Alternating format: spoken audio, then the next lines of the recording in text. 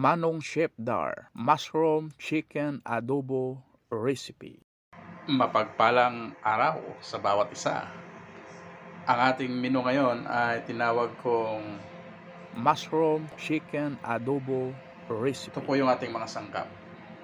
Ilalagay po tayo ng mushroom, ginger o luya, red onion, garlic, and potato, lemon, bay leaves, and 2 chili red, half kilo chicken, egg, soya o toyo, and sugar, white pepper o pamintang puti. Yan lang po yung ating ingredients. Upgraded na adobo. Ilagyan po natin ng mushroom. Kaya mushroom chicken adobo.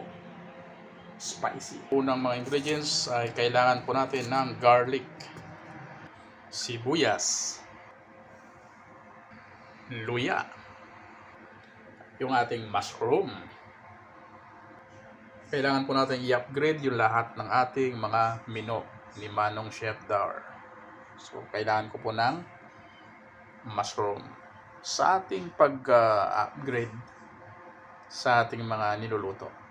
Yung ating baby potatoes o potato, lemon, lalagyan lang po natin ng 5 grams. Ganito po tayo nagluluto sa ating mga menu. Mas madali at ganda magluto kapag i-prepare mo muna mula dun sa ating garlic, red onion, ginger, and lahat ng ating mga kailangan sa ating mga niluluto. Yan. Yan po yung ating setup.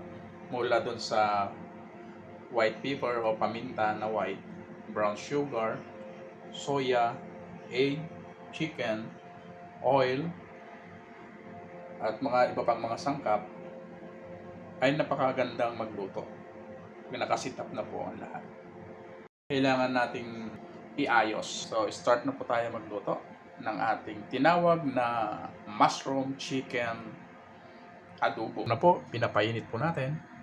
Sa ating paggigisa, ay gagamit lang po tayo ng 15 ml na oil. Kahit anong oil, pwede. So, nakita po natin yung from preparation to cooking, makakakuha po kayo ng karagdagang kaalaman ni Manong Chef Dar. Lagi po nating tandaan, inuuna po ang bawang. Kailangan po natin palabasin ang aroma ng bawang bago mo isunod ang buyas. Sunod po natin ang luya. Yung paghiwa ko pala sa luya, para hindi po sayang, kailangan malilit lang po. Kasi karamihan sa mga adobo ay pinipit-pit lang. Pero karamihan hindi siya nagagalaw o nakakain. Pero po sa atin ay talagang hinihiwa ko maliliit. Then lutuin mo siya ng golden brown kasama ng red onion at chop. Napakasarap. Makakahit. Masisimot lahat kasama ng mga laman. Ang ginger o luya napakaganda sa katawan. Gumawa tayo ng paraan na hindi natin namamalayan o yung mga kakain ay makakain po nila. So yung pamamaraan mo ay maliliit na i-chop-chop mo. Then sunod ay yung ating bay leaves o tinatawag na laurel. Naglagay lang po ako ng 2. Sunod na po natin yung ating chicken. Explain ko nga pala ang gamit ng suka, no? Ang suka, pag naparami mo, mamamatay yung lasa ng chicken o anumang karne. Papatayan niya yung lasa.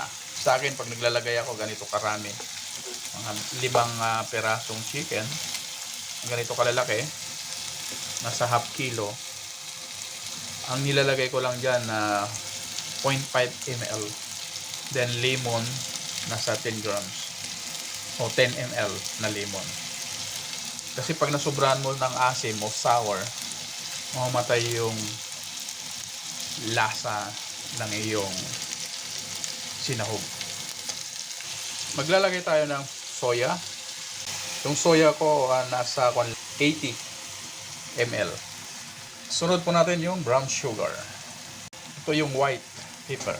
Sa aking pag-adobo ay dinadry ko lang muna bago po natin lagyan ng tubig. Ang tubig ko nga pala ay nasa 350 ml. Halo ko na rin po yung ating prepare na egg. Additional ulam din po yan. At ang ating mushroom. Magbibigay karagdagang lasa ang mushroom. Kaya tinawag kong mushroom chicken adobo. Yung ating baby potato. Maglalagay na rin po tayo ng ating lemon at ang ating pangpasarap sili. 10 minutes pa. Double check po natin. Kita po ninyo hindi ako naghalo from start. Tignan po natin ngayon. Konting lapot lang. Baliktarin lang po natin yung ating chicken. So, paano po natin malalaman na luto na po yung chicken? So, una, sa oras, no? Then, pangalawa, yung makikita po ninyo yung kanyang legs. Medyo gusto humiwalay doon sa kanyang bones. Dahil nga masarap ang ulam kung may konting sauce, kaya wag po nating ituyo masyado. So, tama na po ito. Luto na po ito. Ito na po yung ating mushroom chicken adobo ni Manong Chef Darl.